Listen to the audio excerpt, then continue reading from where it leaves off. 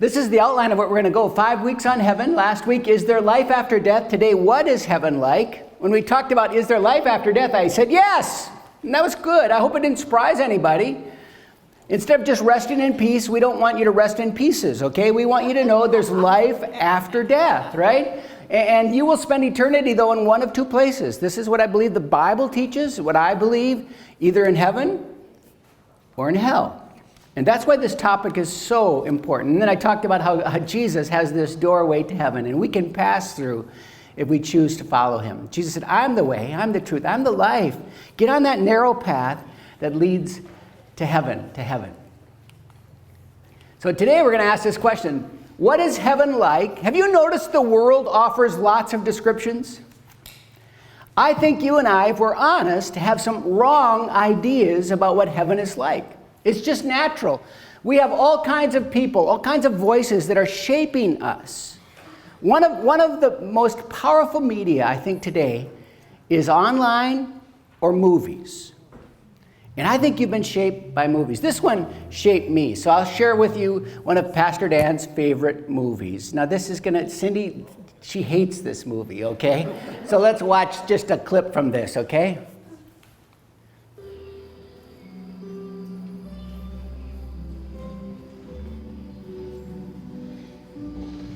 It's about baseball. Such a good game.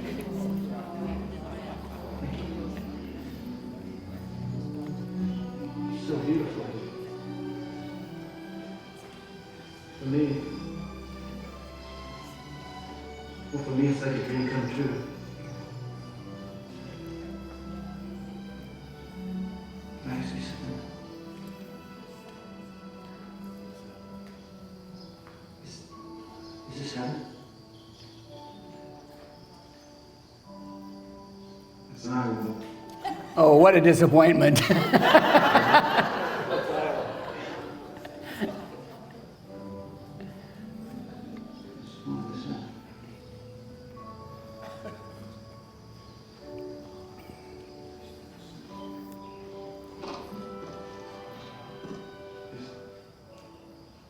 there a heaven?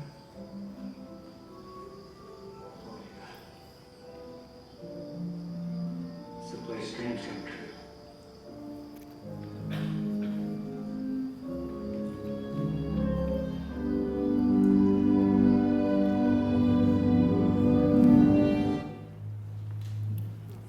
Isn't that great? Oh. You know, Cindy and I go to different movies. The Hallmark movies she cries at. I cry at baseball movies. It's just really sad. And when he said, let's play catch, Donnie, I bet you were crying when you said, let's play catch, didn't you? A few tears were shed. Cindy said, this is ridiculous. And if you build it, they will come. And he says, is this heaven? And then Shoeless Joe Jackson asks the same question in this movie. It's asked twice. Is this heaven? No, it's Iowa. And I'm going to just suggest that a lot of us have views of heaven that are just as misconstrued. We've been shaped by voices around us. Now, it's interesting what he said, and I think this is what a lot of people really believe. It's that field of dreams. You notice when he said that, it's not this field in Iowa. That's heaven for him. It's this place where our dreams come true. Yes and no. What dreams do you have? I think you have some dreams that don't fit in heaven. I think there are lots of people that think when they go to heaven, this is what's going to happen. It's just not true. So we need to go on further. Let me just tell you, this starts at an early age, though. A lot of you have grandchildren. Some of you have children still. And we're taught at a very early age about heaven. I'll give you 3 movies, just really quick. And I'm not telling you to go watch these, but I just want to make you aware of them. This one's kind of safe. All dogs go to heaven. I know some dogs can't go to heaven. They're bad dogs, right? And yet you look at this movie and the dogs are floating around and kids say, oh boy, all you have to do is be a good dog and you go to heaven. It's just not true, not true. Or this one here is even more scary to me. There's the Day of the Dead that happens down in Mexico and some Spanish-speaking countries. And that Day of the Dead, they made a movie called Coco, and he goes back to the dead to try and learn how to play music with his grandfather who died many years ago, great-grandfather. And so he's going through the afterlife, and my granddaughters watched this, and they thought it was great. They weren't with me at that time. I don't think it's so great. There's one that I'm curious about, though. How many have seen this movie? Soul. Anybody see this movie? Oh, you guys don't have grandchildren, do you? Yeah, they're like that age. But anyway, it was fascinating because this movie is worth watching because I think it describes what I think most people think about heaven. And it's just about a person that they made a mistake and he got sent to heaven too early. And he's on this escalator and he runs down the escalator. And then he tries to make his way back to earth. And he tries to find his purpose. And that's what it's all about, my soul purpose. And he plays jazz. It's an interesting story. It's not biblical. But if you want a view of what people are being taught today, this is what they walk away and say, this is what heaven is like. Revelation says the beast opens his mouth. He slanders God's name and God's dwelling. I think the devil really wants to confuse people about heaven and hell. If you don't like the destination, you won't think about going there. My wife is a big review person. She gets online and she reads reviews about hotels and restaurants. I don't do that because a lot of those review people are grumpy people. And they're writing things when they go wrong. Nobody writes it was just a marvelous experience unless they work for the boss, right? And I've just discovered those reviews often mislead us. And I think the devil really wants you and I to get our mind off of heaven, or he slanders it. He gives us images, voices that are not true, like some of those movies I talked about. No, heaven's not in Iowa. It's much better, much better. So here's good. Stephen Hawking, you know how the brilliant man that's passed away now, but just brilliant? He said this. He said, heaven is a fairy story for people afraid of the dark. Here's a man that was afraid of the dark. He looked out into the universe to try and find God, and he said, there is no God. He said some things about space and time, which opened a door that maybe he thought there was a God, but in the end, he said, there's no God. Before he died, there's nothing. It's just a fairy tale. I've heard several people answer it this way. I think it's better. Atheism is a fairy story for people afraid of the light. If you think about atheism, it's people who don't want to believe the truth about who God is because they're afraid of the ending of the story. And they're afraid of what it's going to cost them in their life. And I think the fairy tale oftentimes is promoted by the evil one. So where do we find the answer? The Bible gives us reliable info. If you want to find out about heaven, you pick up your Bible. I can't think of any other place. There's tons of books. I must have read 5 books preparing for this. But all of them have different opinions. We've got to keep going back to the Bible.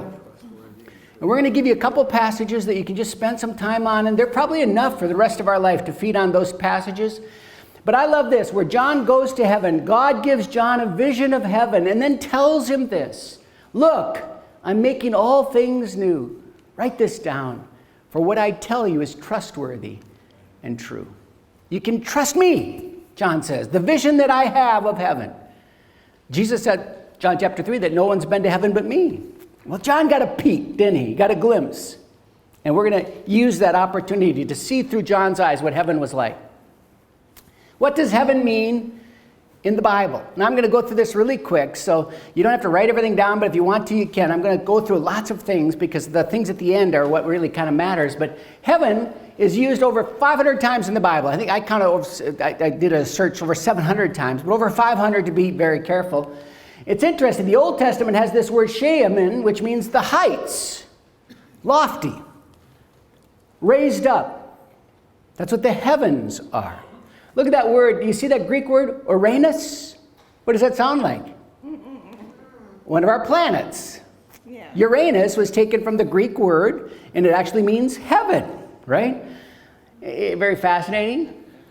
I think there's 3 different concepts of heaven you need to understand. So when you read the Bible, be careful. We got to understand the Bible correctly when we read it. Sometimes when it refers to heaven, it's referring to the atmosphere. We get that, the heavens above, right? This is the home of the birds, where the birds are at, okay? Rain comes down from heaven, right? We look to the clouds above us in heaven. So that's one use of the word heaven. That's not what we're talking about at this lesson, okay? The second one is the celestial home, or the celestial sphere, if we want to say. It's the home of the stars. That's the universe. God created the heavens and the earth, right? That's the home of the stars all around us. The heavens declare the glory of God all around us. So those two words, when you read heaven, it's not this home of God, it's the home of the birds and the stars, okay? Does that make sense, what I'm saying? And then there's a third use of heaven. It's the divine. It's the home of God. It's where God dwells. And that's what we want to talk about and get a good description of what is this place called heaven where God is. Some other words for heaven I could ask, we just don't have time, but there's lots of words we use for heaven, lots of words in the Bible. Here's just a long list. It's called paradise, which means garden, enclosed garden. It's a Persian word. It's Eden, it's the New Jerusalem, it's the heavenly Jerusalem, it's the holy city, it's Mount Zion, it's Abraham's bosom, it's eternal kingdom, eternal inheritance, the better country. I like that one, the better country. That's what Abraham said. I'm looking for a better country. Aren't you? I am. My Father's house. All those are words or synonyms used in the Bible for heaven. All talking about the same place. And we're going to look at the word heaven, but sometimes it uses those words. And I want to end up by saying heaven, heaven can be many different things, but I like to go back to Jesus often, if I can, and say, Jesus, so you describe heaven for me. Tell me what heaven's like. Here's somebody who's been there. He should be the best eyewitness. And I go back to John 14. We talked about that last week briefly, and I think this is just a marvelous text. It says this, there are many rooms in my Father's home, and I'm going to prepare a place for you. When everything is ready, I will come and get you so that you will always be with me where I am. Jesus says three things about heaven there. Now, don't miss this. It's just so simple. First of all, heaven is a place prepared for you. It's not some spiritual thing that nobody can see. It's actually a real, physical place. Jesus said, I have a place prepared. I'm saving you a spot. There's a place called heaven. And I think it's just really important to know that he's preparing it for us. Now, it took how long for God to make the heavens and the earth? How many days? 6. 7 he rested. Yeah, we give him that day off. Okay, 6 days, right? Jesus has had 2,000 years to prepare heaven. Do you think it's going to be really cool? I'm going to prepare, and I've had 2,000 years to develop this place called heaven. I think too many of us, and sometimes it's you, think it's this kind of ghosty place where spirits hover and we float around and we're back and forth. No, this is a real place called heaven. And then Jesus goes on to say, heaven is my Father's home. In my Father's home. Now it's interesting. Some of you like the song, I've got a mansion. I don't want any mansion. Can you imagine all the vacuuming you got to do there? And I just don't think that's something I want. But you know what I want? Is a home. I think every person I meet wants a place to call home. So I grew up on the farm. Some of you know I was the youngest of 7 kids. My mom and dad raised us all on that farm, and it's just got such great memories. If I go back and think about my childhood, it's at that farm. When my mom and dad moved to town, it was no longer home. I haven't been back since. Here's my favorite places in the world, but I haven't gone back. Why? Because my parents aren't there. The Johnsons don't live there anymore. Home, you could say, is where your heart knows, where your family is, where you belong. I'm going to suggest that what I deal with people oftentimes is they're just homesick. They're looking for a place to call home, where people see them when they come in the door and say, welcome. Here's a seat for you. This is your place. You can hang things on this wall. Heaven is God's home, and it's going to be my home too. Just think about that. We move in together. And I get to go live with God in this place that's his home. Heaven is where Jesus is. This is probably the simplest answer. Where is heaven? Heaven is where Jesus is. And then hell is where Jesus isn't. The flip side. And this is a place where God is, his presence. Something that's changed in the church over the last 40 years. I think when I started as a pastor, it was all about your personal relationship with Jesus. It still is. But do you have a personal relationship with Jesus? Just so important to have that. And not the rules, not the religion, but do you have a personal relationship? That's what we talked about all the time. Now it's, are you experiencing the presence of Jesus? It's kind of a shift from just this relationship, which could be long distance, to this immediate face-to-face relationship. The presence of God with me, God with us.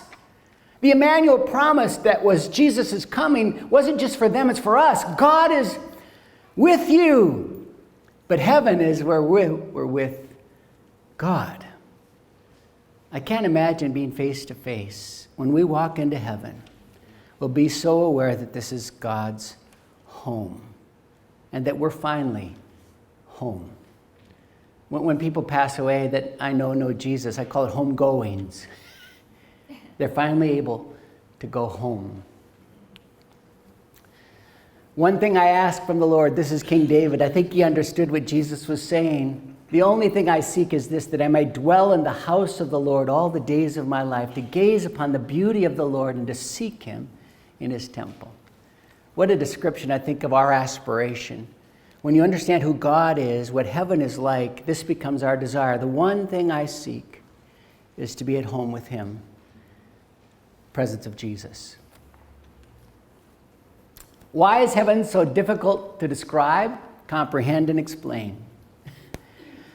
If we had different people talking, we would have stumbling over at concepts and images. We can use analogies to say it's like this, it's like that, but it falls so far short. This is why.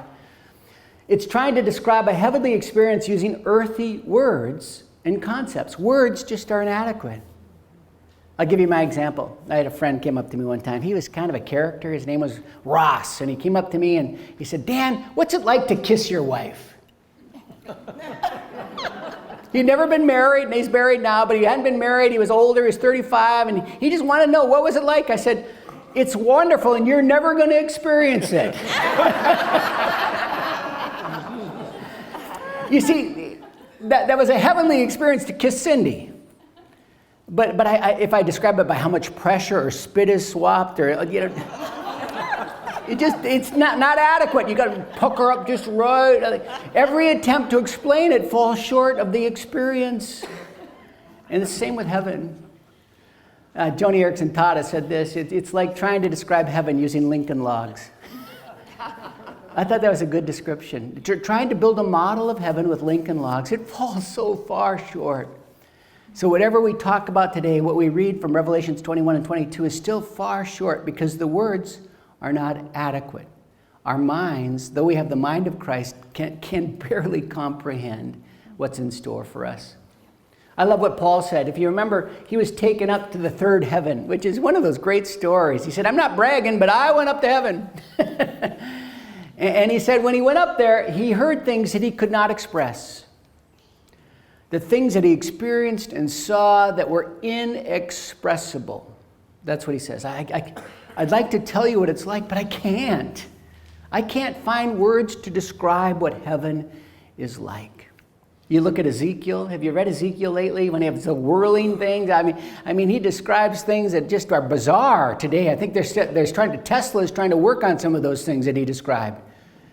And it's just amazing. And in each case, when they come face to face with heaven, you know what happens? They fall down on their knees. It is so overwhelming, beyond words, that they fall down. I like Billy Graham's statement. He said this: "The Bible doesn't tell us everything we'd like to know about heaven, but the Bible does tell us everything we need to know about heaven while we're still here." That's true. I don't know everything. I've got so many questions. In fact, the more I read, the more I learn, I have more questions. But I do know enough. I can't wait.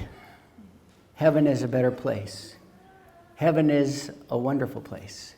And we can say that. But we just build Lincoln Logs, don't we? Okay, this one, I like this question here. Where is heaven right now? Right now, where is heaven? This is an important question. Now, there's a simple answer, and you're going to kind of laugh at me. The simplest answer, the easiest answer is it's up. Right?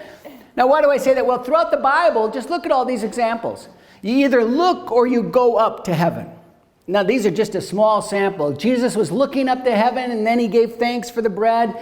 Jesus was taken up to heaven, the ascension. It says Jesus was taken up in Acts, and all the disciples looked up intently at the clouds. Jesus went behind the clouds and disappeared. Or Paul was caught up to heaven. It's all up, up, up, up, up. God looks or comes down from heaven. The Lord looks down from heaven at us. He looks down from heaven on all mankind. The Lord himself will come down from heaven. So the simplest answer is up. And I thought, well, wait a second. Is it up from China or up from Canada? Different ups. And so the answer is it's up from the North Pole. No, I think you just have to understand this is simple words to try and explain where heaven is. It's better. It's higher. It's lofty. Remember the word for heaven? It's lofty. It's better. Now, I'm going to give you a tough answer. And I told you, I promised if I give you something that's my opinion versus something that's in the Bible, I'll tell you when it's my opinion. My difficult answer, it's in another dimension. Now, some of you are scientists, mathematicians. You understand that we live in a 3D world. We've got 3D printers now. And if you remember, the 3Ds are the length, the width, and the height. So we all have these forms or shapes built on 3 dimensions. What if heaven is a 4th dimension? Well, time, some would say that. Einstein said it is, but not everybody would add that, okay? That's a question. So then you can go to the 5th dimension, but that's a music group, so then you have to go to the 6th dimension, right? They were great. They were great. Yeah, I love the 5th dimension. But what I hear Teresa saying, some have added time to that dimension, right? Where it's at on the continuum of space-time. Really important, and we're not going to lose that in heaven. But I add another dimension, even when I say 4th or 5th dimension, called a spiritual dimension. Just think about that. So we have all these physical things around us, all 3D, and then all of a sudden there's a spiritual dimension. Now I don't know about you. You ever put on those glasses at Disney and watch a 3D movie for the first time with those? Ah! All of a sudden things that you see come alive. And you see that throughout the scriptures. Have you noticed that? People walking in this 3D world, and all of a sudden the 4th dimension shows up. And they see things, experience things differently.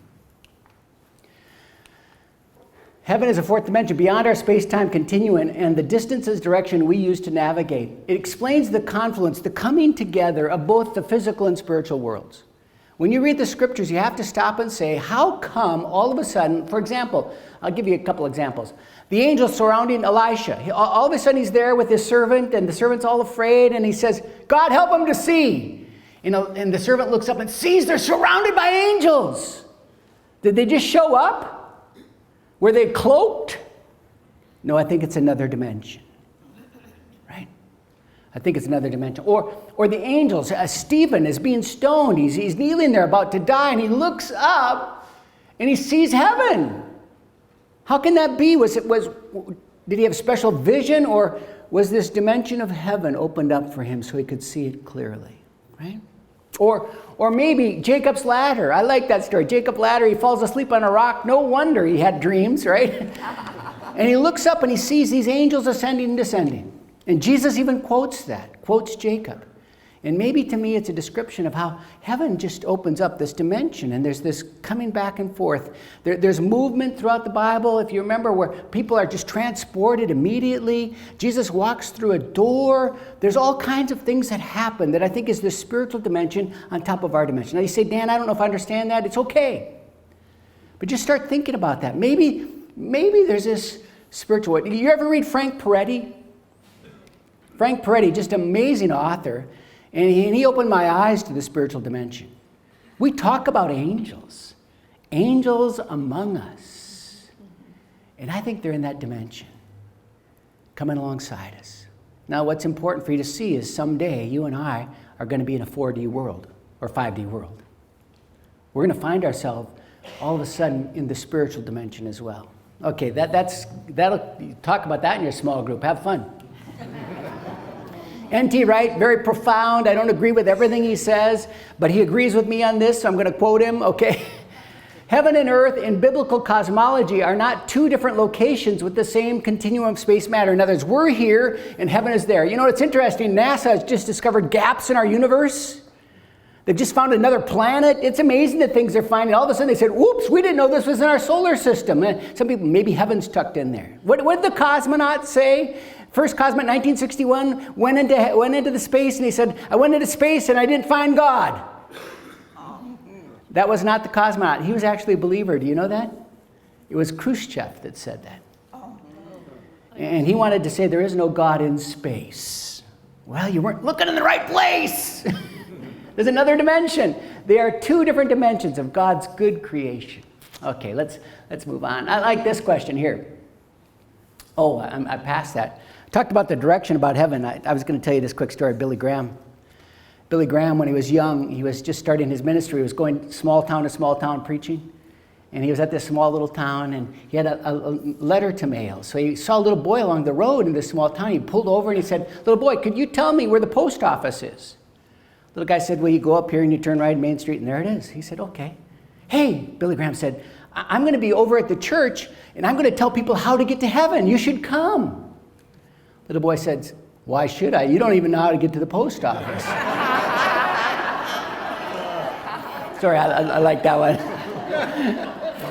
Revelations 21 and 22. Hopefully you've read that. I'm going to read it for us, and then we're going to kind of pick it apart. There's some challenges with this. But if you don't mind, I'm going to read the first part, the first 8 verses to begin with, and you can follow along. If you have your Bibles, I think it's helpful to see that this is not something I just made up. This is in the scriptures. Okay, this is John having this great revelation of Christ by going through heaven. Then I, John, saw a new heaven and a new earth, for the old heaven and the old earth had disappeared, and the sea was also gone. And I saw the holy city, the new Jerusalem, coming down from God out of heaven, like a beautiful bride prepared for her husband. And I heard a loud shout from the throne saying, look, the home of God is now among his people. He will live with them, and they will be his people. God himself will be with them. Do you hear that? What a statement. God with us. He will remove all their sorrow, and there will be no more death or sorrow or crying or pain, for the old world and its evils are gone forever. We read that at a lot of funerals. Isn't that a great promise? He goes on and he says, and the one sitting on the throne said, look, I'm making all things new. Then he said to me, write this down, for what I tell you is trustworthy and true. We already read that.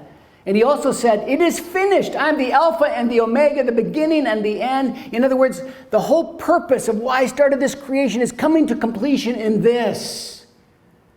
To all who are thirsty, I will give the springs of water of life without charge. All who are victorious will inherit all these blessings, and I will be their God, and they will be my children. I just love that. It says, you've been thirsty all your life.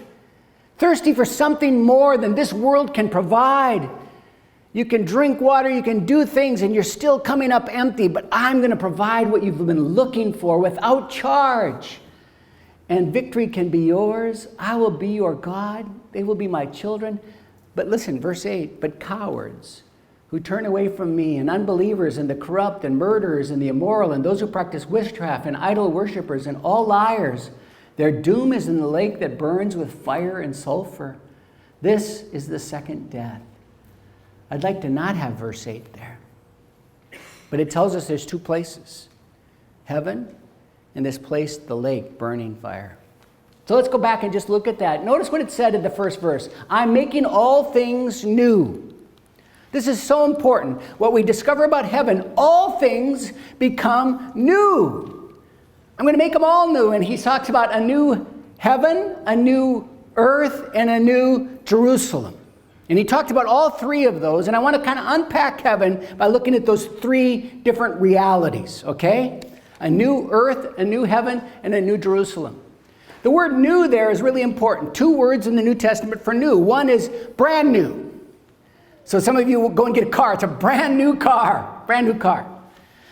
There's another word that means renewed. You take your car to the detailer, and he cleans it all up, makes it better than new. Brand new, renewed. The word used for heaven is renewed. God is taking what exists and going to make it superior in quality. He's going to take the earth, the heavens, he's going to take Jerusalem and make it into something out of this world. It's renewed, it's new, it's regenerated, superior. It's interesting. We use the same word in 2 Corinthians 5:17. Behold, if any man is in Christ, he's a new creation. The old is gone and the new, renewed, is come. In the same way, when we come to Christ, we are changed from the inside out, become something new. We're still Dan, but I'm a new Dan, a renewed Dan. And that's what God is going to do in heaven. So let's look at that. First of all, a new heaven. Now, this is challenging. I'm going to stretch your mind for a moment, okay? There is this present heaven, but there's going to be a new heaven. God's going to take something in the present heaven, and he's going to change and renew it.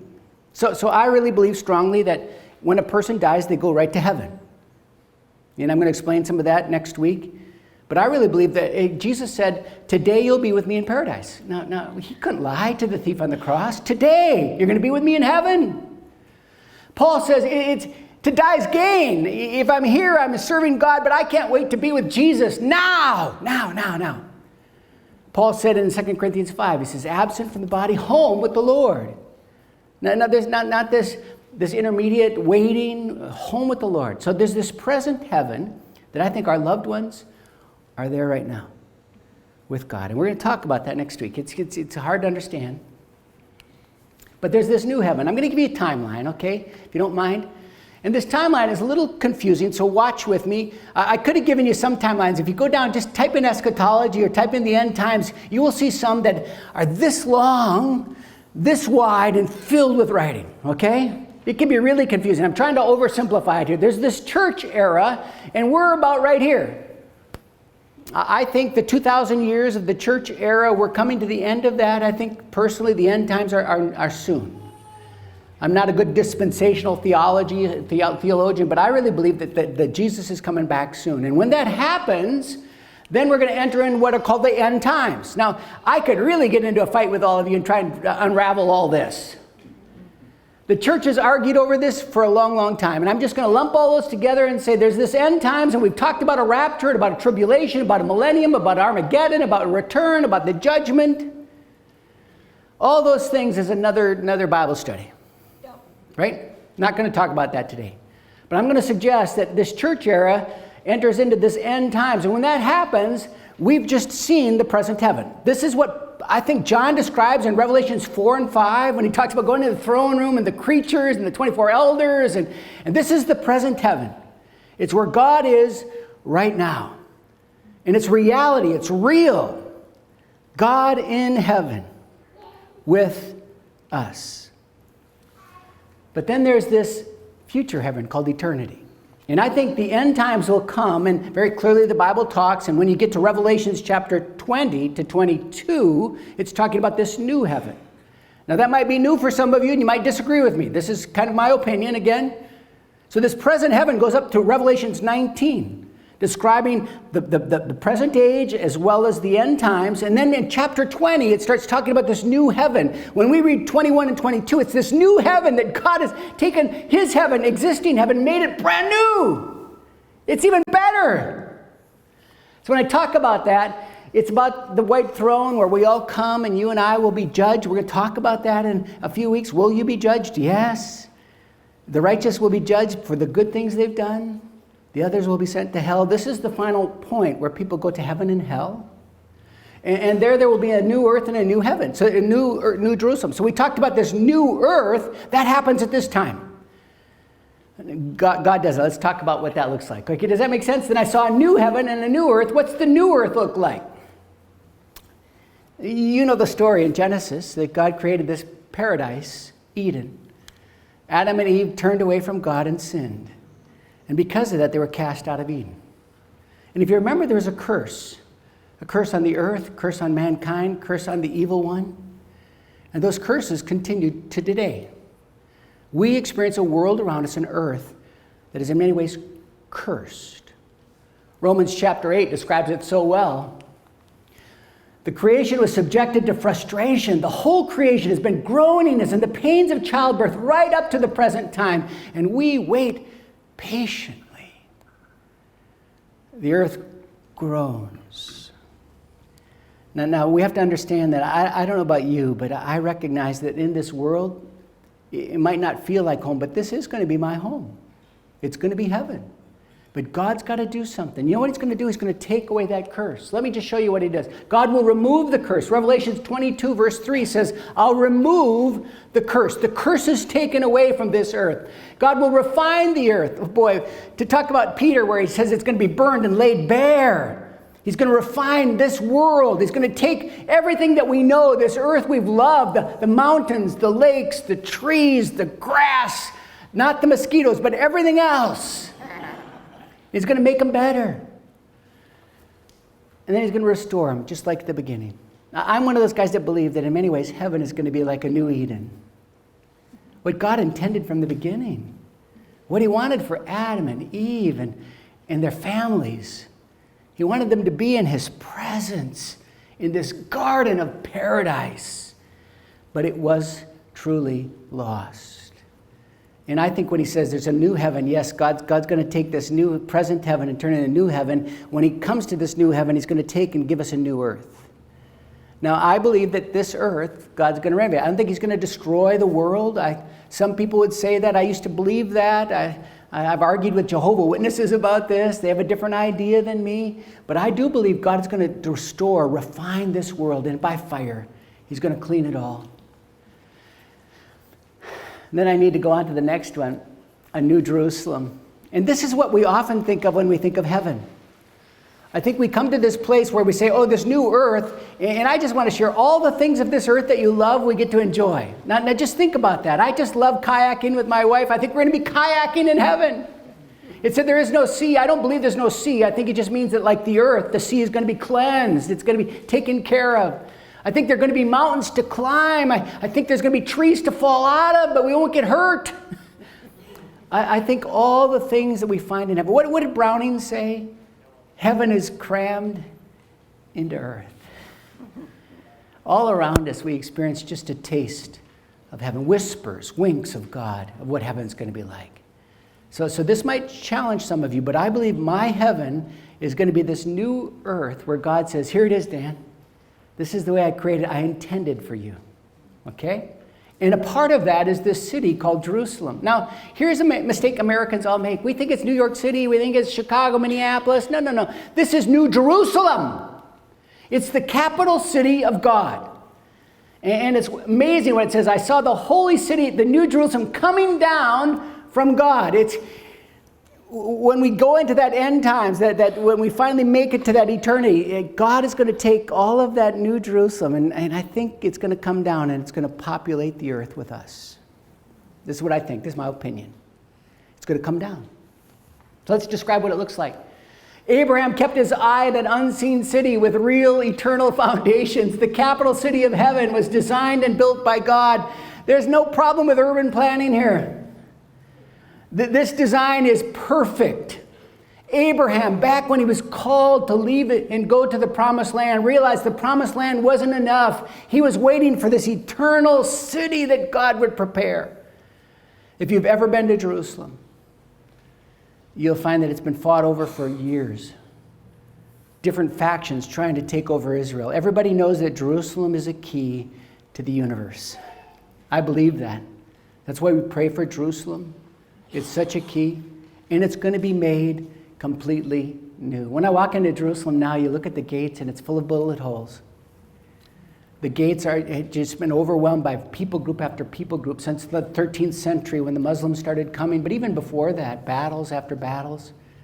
But this is a new Jerusalem. So let's describe what it's looked like.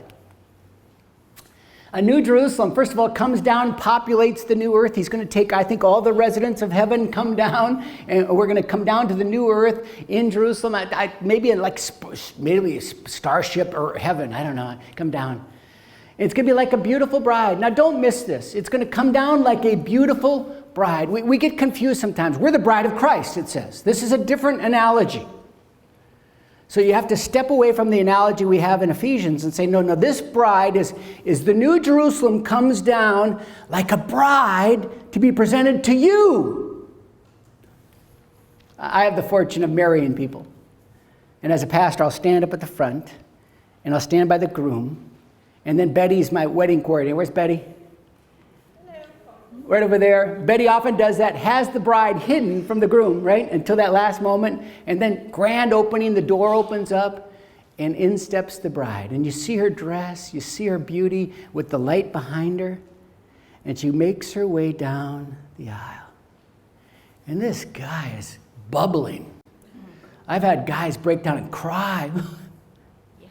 Here comes their bride for them. All their dreams, all their hopes, the beauty is theirs. And it's coming to them. Now, that's what New Jerusalem is. When it comes, we're going to say, oh my, this meets my every desire. This is what I hope for. Oh God, this is so beautiful. We get so caught up with the emeralds and the pearls and the gold. We miss this. This is God's gift to us. And this is the best that you can imagine. All of your desires are met. Some of you know Cindy and I, 14 years ago, went to South Africa. It was a crazy trip. I took 2 of my kids and we rented a little rabbit car in South Africa. This is right after apartheid kind of was ending. It was dangerous and I just wanted to go. And so we went. Cindy kind of at the last minute said, I don't want to go.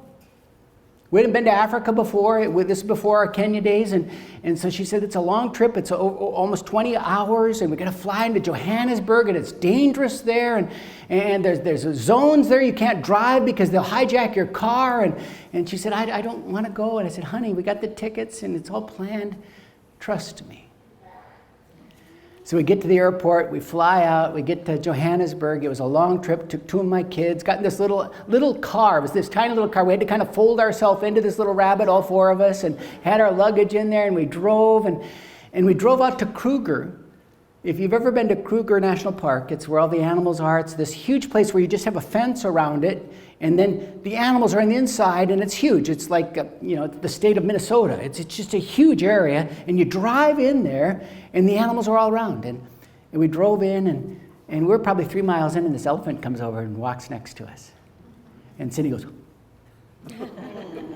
she took this picture. We'll never forget it. It sits in our house, this picture of this elephant right next to us.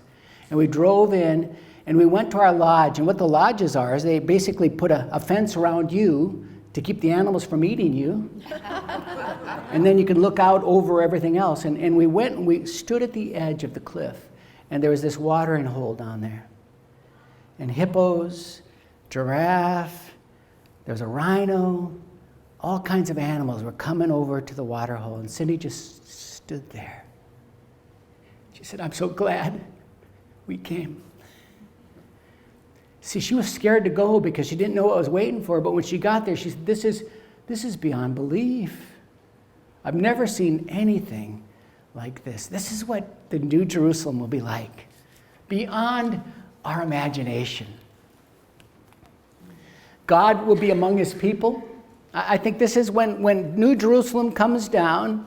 This is with the new earth. All of a sudden we go 4D or 5D. I think then you and I will recognize this spiritual dimension. I think you and I personally, this is my opinion, will be able to travel. We'll be able to go from here to there like that.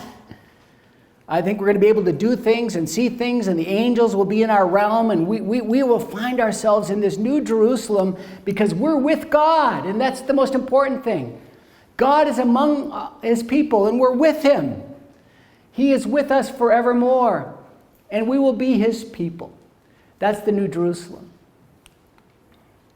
What's missing in the New Jerusalem?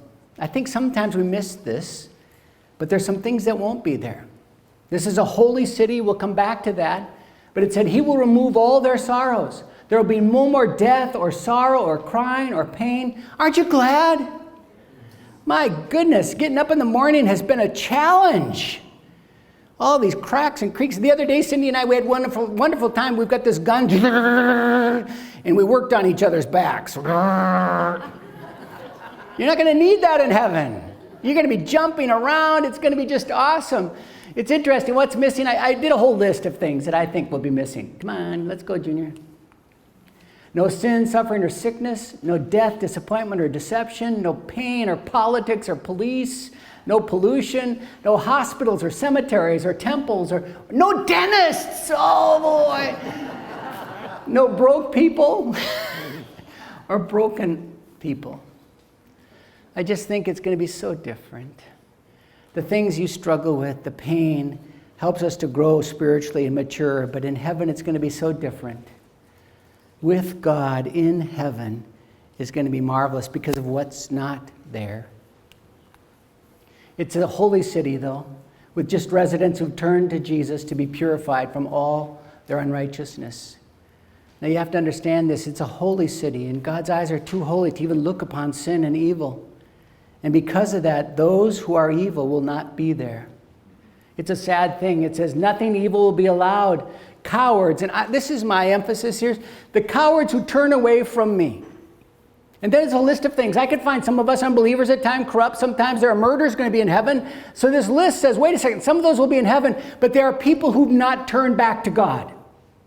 They've turned away from God. They will not submit to God. They will not surrender to God. They will not say to God, please forgive me. And because of that, they're not able to go to heaven because they've not been washed clean by the blood of the Lamb. And because of that, there's no cowards in heaven. We're going to have to talk about this. So what's it going to be like when you and I go to heaven and people we love aren't there? That's a tough one. How can I be happy? And the tough question is, Jesus is happy there. So how can I be happy? Because the people have clearly chosen not to be with God. They've made that choice. But those who choose to be with God will be there. What makes heaven so special? It's filled with the glory of God. That's a pretty cool thing. It says it's going to be filled with the glory of God. It says, so the angel took me to the Spirit and went up to heaven. It was filled with the glory of God. Have you ever experienced the glory of God? Ever experienced it up front? It's an amazing, the word glory means basically weighty, heavy. God is a heavy, oh God. Oh, sorry, I'm talking to him. Sorry, Pete. It's just amazing to think about how God's glory will be there. Do you know, it's fascinating. Joni Tada said this, and I thought it was so good. She said, here my whole life, she's a quadriplegic, if you know, she dived into the water, broke her back, and she's an amazing woman. She sings, she does art, she draws with her mouth. I don't know how she does it. She was sick the last 2 weeks, and she said, God rescued me, but I read her book on heaven, and she said this, all my life, all I've wanted to do is walk, to comb my own hair, to brush my own teeth. That's all I've wanted. But when I go to heaven, you know what I'm going to want? I want to kneel. Kneel before the glory of God. The glory of God basically for me is his goodness. If you remember, Moses said, show me your glory. And what God did is he showed him his goodness. I think the heavens that I'm going to go to are going to be filled with the goodness of God. That's bright light shining into dark places. There's no reason for sun. I don't know. This is something I have problems with. There's no sunrise or sunset in heaven because there's no sun. But maybe God will just do it for us every once in a while at night, right? But there's no sun because it's the glory of God will be the light. There's no need for the celestials anymore because God will light the heavens and the earth. Its walls and gates are incredible. They're inconceivable. When you think about the design of the New Jerusalem, it's beyond my imagination. Okay, let me just look at some of these. The walls were broad. Do you see how wide the walls were? Almost as wide as a football field. Just think about it. It's over 200 feet wide. That's a thick wall. Can you imagine putting that much drywall on? Amazing. And they were high, 1,400 miles high. That's how high the walls were. This is a big, big, big city. 12 gates, you got to see that here's, I think, heavens, saying all of history still plays into this new heaven, new earth, new Jerusalem. So there are 12 apostles, there were 12 disciples, there were 12 tribes, and so you see all the 12 gates, all talking about how the history of life comes to fruition in this new Jerusalem. It's not abandoned. It comes to completion here. But these gates are just amazing. The angel takes me and he holds in his hand a gold measuring stick. Now, I know, you go to the fair, do they give out gold measuring sticks?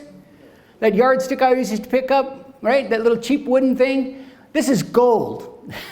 It tells you it's an important function.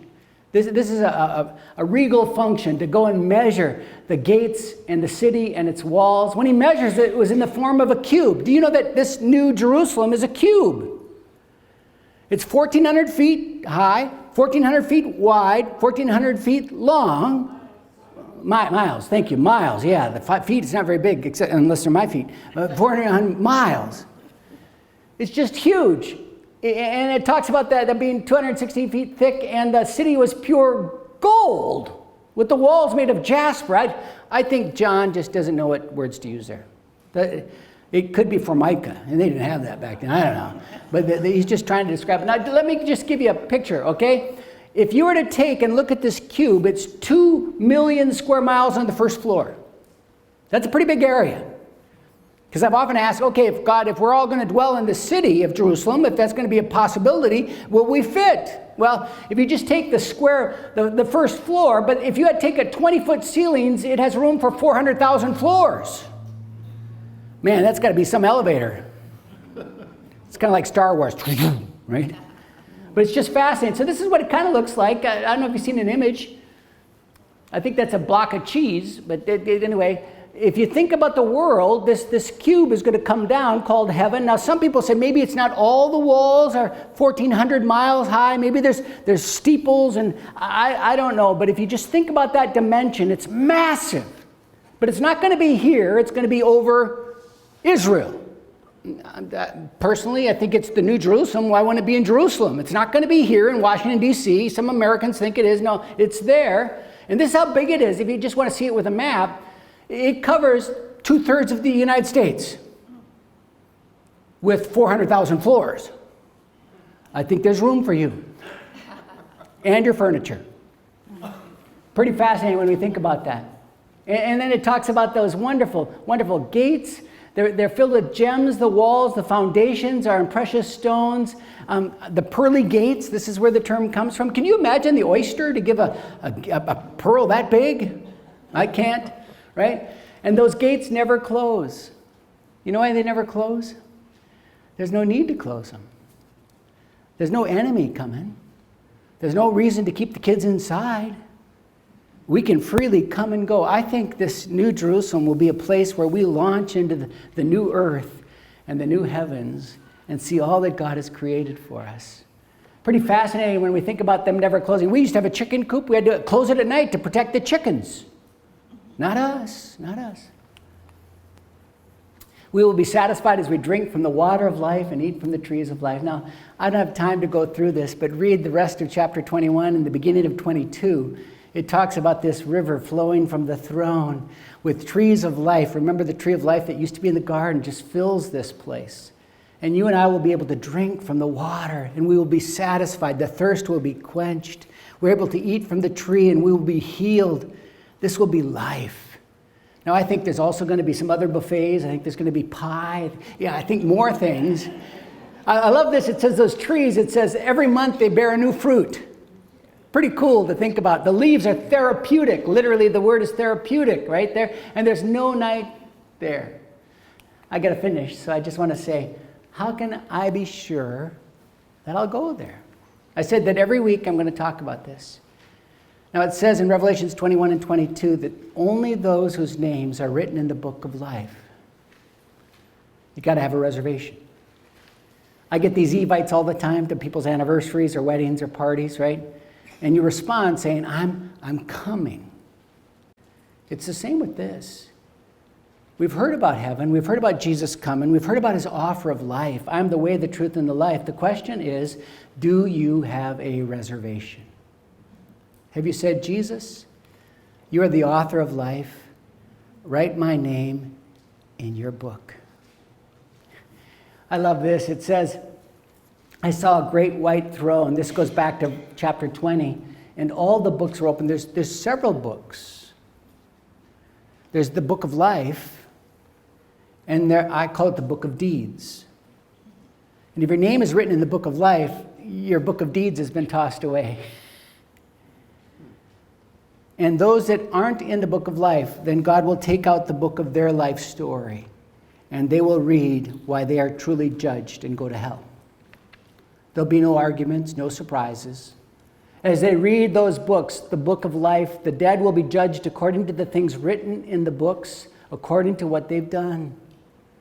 And no one will go kicking and screaming and say, no, that's right. As the book is opened, they'll say, yes, this is the just thing. And their deeds have sent them to hell. But those who come to Jesus and said, Jesus, I recognize I've sinned. I recognize I turned away from you. Would you write my name in your book of life? Would you forgive me? It's not having your name on a church roster. It's not having your name in a church directory or as a member. No, not those books. It's in his book of life. Is your name written there? 1 John chapter 5 says this. This is the testimony. God has given us eternal life, and this life is in his Son. Whoever has the Son has life. Do you have the Son today? It all comes down to Jesus again. Jesus, write my name in your book of life. It goes on in 1 John, the next verse, and it says this, when we ask, he gives, and he will give you eternal life. So let me pray for us. Father, I thank you for my friends today, and as we've talked about heaven, God, it just blows my imagination to think about this new heaven, this new earth, this new Jerusalem. And God, I want to be with you where you're at, and I recognize I am homesick today to be home with you. So write my name in the book of life. There are others here that are concerned and worried. They're not sure, God, and I just pray that they might pray a simple prayer today. God, I know I've turned away from you. But God, I want to turn back to you right now. Please forgive me. Wash me clean. Write my name in your book. Reserve a spot for me in heaven with you. And until that day, I will get to know you, and I'll walk with you, and I'll follow you each and every day. In Jesus' name, amen.